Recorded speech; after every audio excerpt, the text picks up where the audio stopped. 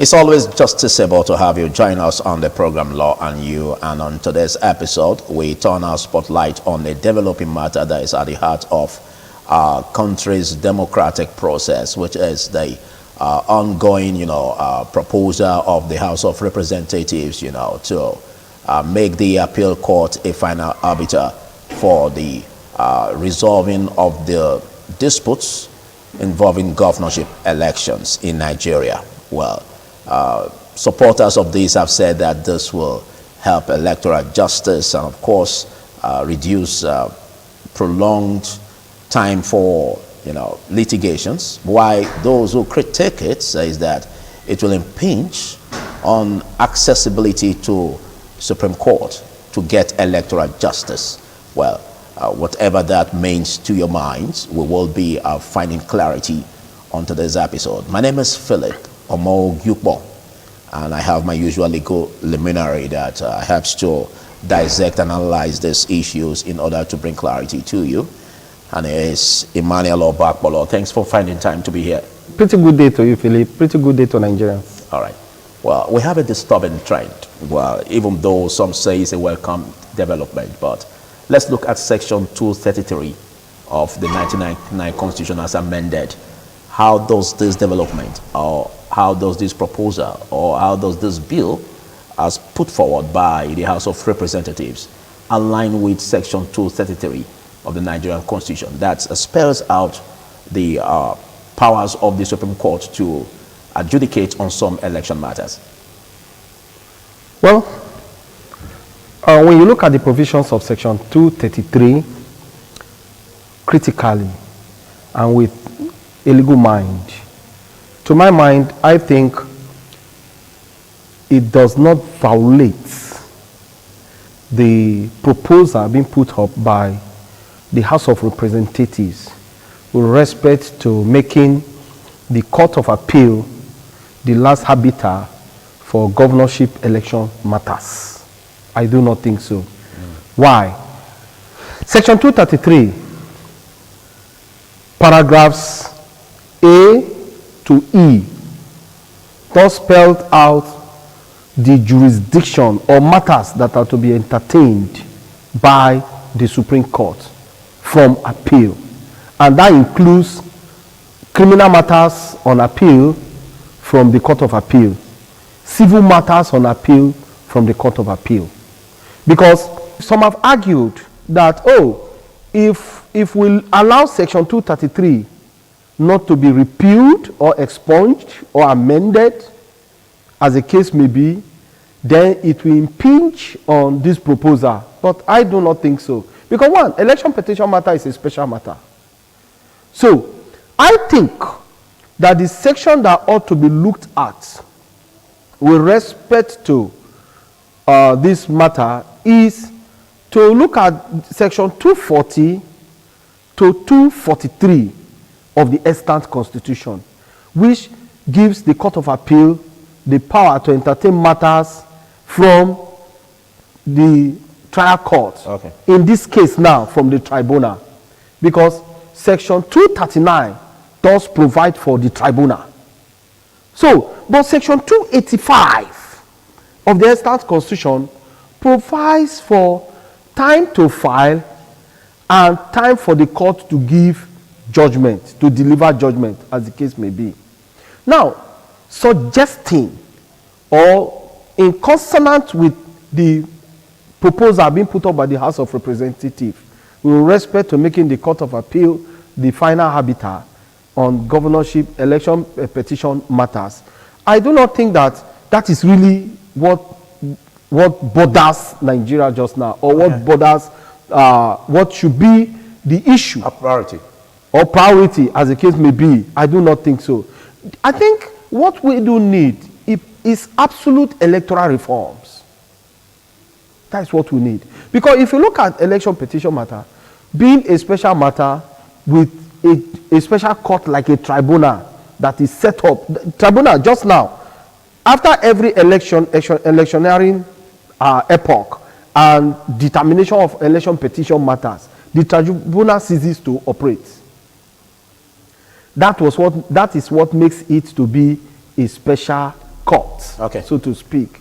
Now, hence the House of Representatives, the National Assembly, is mindful of wanting to or pretending to have what looks like a reform, because they may end up telling Nigerians, telling every one of us that, look, this proposal is a pattern or a styled reform. They may end up telling us like that, and I see them doing that already. So, but then I do not think that this is what should be part of the reform. Okay. Section 233 has no impingement or does not violate the jurisdiction of the Court of Appeal or of the Supreme Court rather, with respect to appellate jurisdiction. Okay, let's look at a spectrum of reasons that may be deduced as the reason for which this development is coming up, or this proposal is really popping up in the House of Representatives. Now we look at the number of days spent for litigations, and it requires the independent electoral body to ensure that it leaves a number of days before swearing in. We have about 185 days, if I'm not mistaken, for which issues of these, should be resolved, in both disputes as regards governorship and, of course, presidential elections. But this proposal is being meant to reduce the number of days, which will come up even before swearing in, which is about reducing it from 185 days to 90 days. 180. Okay, from 180 days to 90 days. Don't you see that as a development? That is why I did say that the provisions, that the section that provides for time limits with respect to electoral matters or any matters, civil, criminal, as the case may be, is with particular reference to election petition matters, is Section 285. Section 285 provides for the time to file and the time for the court to deliver judgment. So if there could be any repeal or amendment, it ought to be that Section 285. However, I did say that that is not the kind of electoral reform that Nigerians envisage.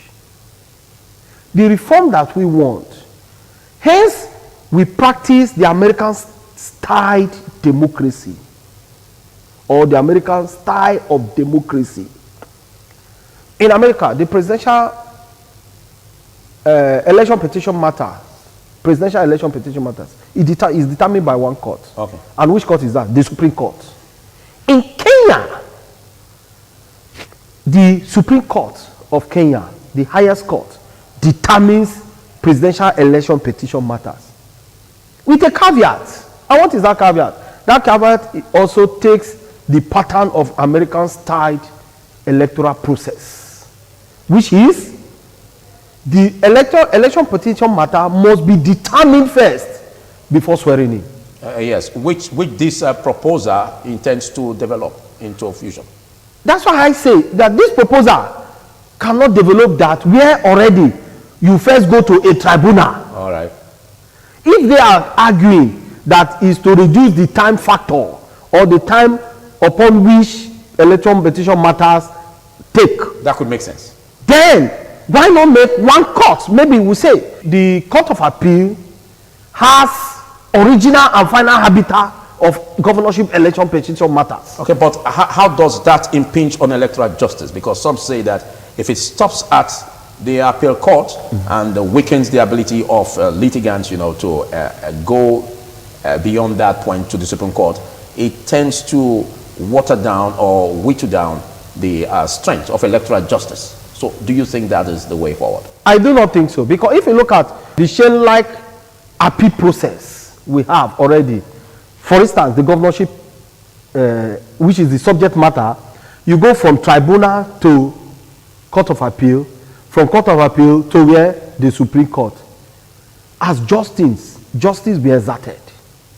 Can we say just now that we've exerted justice from all that we've gone through with this chain-like process. Those who are on the winning side will definitely tell you that they have gotten justice. So also those who are at the losing side will say there is no justice. There's no justice, yes. And from what we'll see, some of the laws, listen, Mr. Philip, you cannot remove the fact that common sense is also applicable in law. And when you remove common sense from law, the law may not make a complete sense any longer. The way you look at the precedents we've had, particularly from 2023 to today, the precedents are precedents that even lawyers question. Commonsensically, you can question it. Then legally, you can also question it. Then can we now say that justice has been delivered?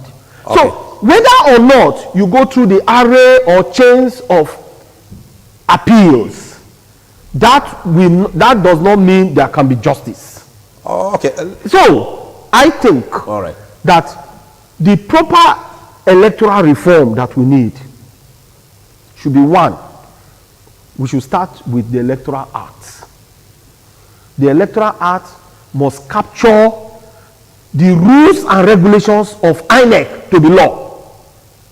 Because in the last presidential election, we saw that even the court gave a nod to INEC, where INEC flagrantly disobeyed their own rules and regulations. And the court interpreted it that they were mere rules and regulations. But to my mind, I think that rules and regulations are laws. They are not mere cosmetics. So you cannot, with the wave of the palm, throw them away. Okay. But we did saw that happen. Okay. So we need an absolute proper electoral reforms. Okay. Now, how does this development affect the independence of the judiciary? Because some are again criticizing that for the National Assembly to tend to weaken the strength of the judiciary. You know, it's another ball game to show that, you know, the National Assembly seems to be more powerful than the judiciary. But again, in the aspect of the responsibilities that falls upon the Supreme Court, for instance, do you see the Supreme Court as being overburdened for this, you know, proposal to also seek the light of the day to, you know, reduce such responsibilities of the Supreme Court? I think so. That the burden on the Supreme Court should be reduced. Because 36 states of the Federation, there are appeals from all of these states to the Supreme Court. We have different jurisdictions of the Court of Appeals in Nigeria. And all the Supreme Court holds appellate jurisdiction from all the Court of Appeals in Nigeria. So why not burden the Supreme Court with election petition matter another? So why don't we say, as like I've opined, which the reforms can also attend? Yeah, which the reforms can capture. Let it be that the Supreme Court, justice. The Supreme Court can only determine matter on presidential election matters, and it will hold. The Supreme Court should have originate jurisdiction and final jurisdiction. Okay, what are your fears about this proposal? My fear is that we may end up not achieve anything, save for the fact that the purported waste of time that we are trying to cure, we may end up causing more problems.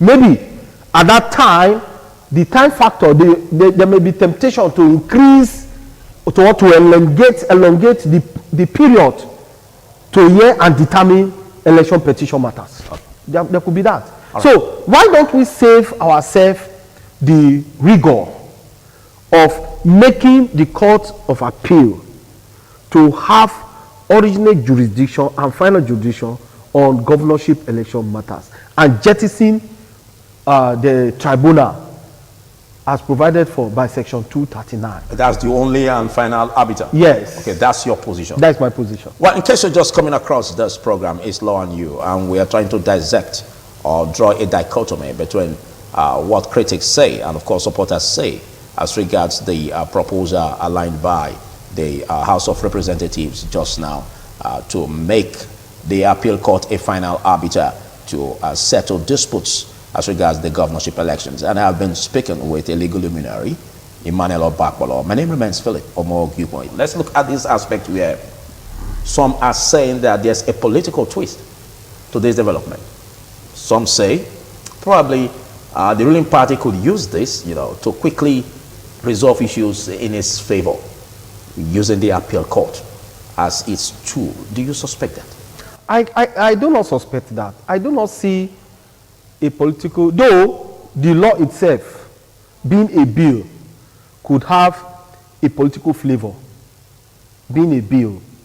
But when it becomes a law, it is now the responsibility of the judiciary to so interpret. And mind you, the judiciary also make law.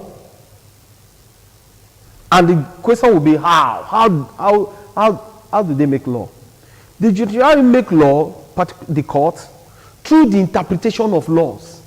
And they become case laws. Okay, you're talking about judicial precedents. Yes, they become case law. Okay. They are now precedents that must be followed. So, where the courts, like we saw in the last presidential election petition, before then, we are made to understand the interpretation on 2/3 of the Federal Capital Territory.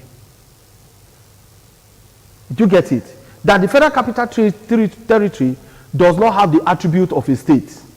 But in the last presidential election, we are made to understand that the Federal Capital Territory has the attribute of a state. So, that is the new law. That is the position of the law. So, whether or not the legislature, once upon a time, did make law to give the Federal Capital Territory to be standing, to be autonomous, and not to have the attribute of a state, but the law just now is saying, no, it is not autonomous. It is a state, though without a governor. And the governor just now could be the minister of the FCT. And we've seen the minister of the FCT just now displaying that attribute of a governor. Once upon a time, governor of Rivers State, now governor of FCT. Why? The Supreme Court judgment. Right. So, it does not reduce the powers of the judiciary in any form or manner. All right, well, we'll be coming to the concluding aspect of this episode, but we'll take a short break.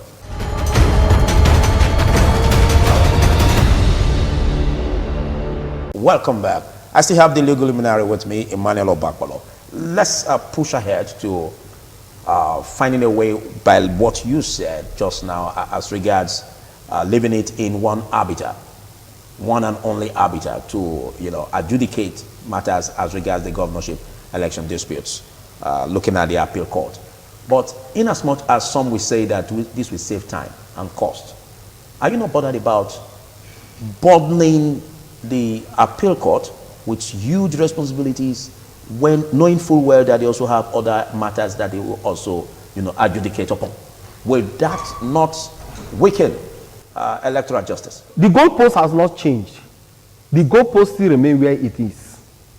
Though the Court of Appeal this time, who is not saddled with the responsibility of taking witnesses, hearing from the witnesses, because when on appeal, you file briefs. You don't call witnesses at all. So the law could also be that whatever witness or witnesses you have, you will bring them on a particular day, and those witnesses should be taken. See, when you go for justice, you do not need a community as witness to enable you get justice. You do not need a community. What you need to do, what you need is the proofs, the evidence. So it is not the court to evaluate the evidence that you have. So to my mind, I think that the Court of Appeal can have originate jurisdiction and final habitat in the determination of governorship election petition matters. Okay, well, the heart of our democratic process is really at bay, looking at what we have here. And there is need for us to protect it, looking at the need for electoral justice, just as litigants will say, well, this could, impinge on them looking for electoral justice, most especially as some will say, safeguarding, waste of time in litigations. This could be an avenue by which we put that to rest, where it will be shortened. And of course, where costs wouldn't be monumental or humongous to a point where it's going to be seen as a negative trend. But again, if this happens, are you not also bothered, in as much as you said it may not affect electoral justice, but we are looking at the point at which the rights of the litigants will also be addressed. A situation where you are proposing the one and only arbiter to determine that. And they could also be seen, impinging on their fundamental rights to seek electoral justice, where one arbiter probably, may be skewed or seen as skewed to favor the executive. So how do you ameliorate the plight of these prospective litigants if this bill sees the light of the day to be passed as a law? If there is a proper electoral reforms as captured or enshrined by the Electoral Act. We're not talking about the electoral reforms, but that's Yes. not the way the House of... But it's a pattern of reform. Okay.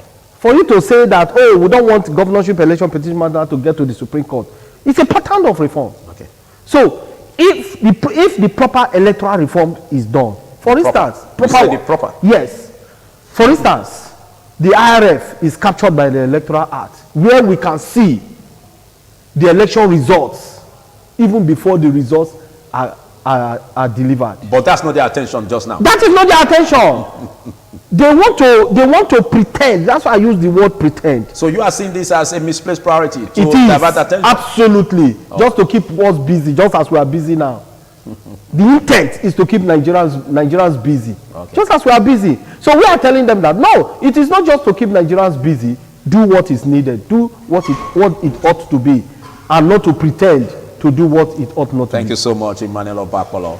Well, sensitive topic as you may call it, but it's important that we look into this and see how electoral justice can be safeguarded, and most especially when litigants, going forward, could be having issues as regards the development.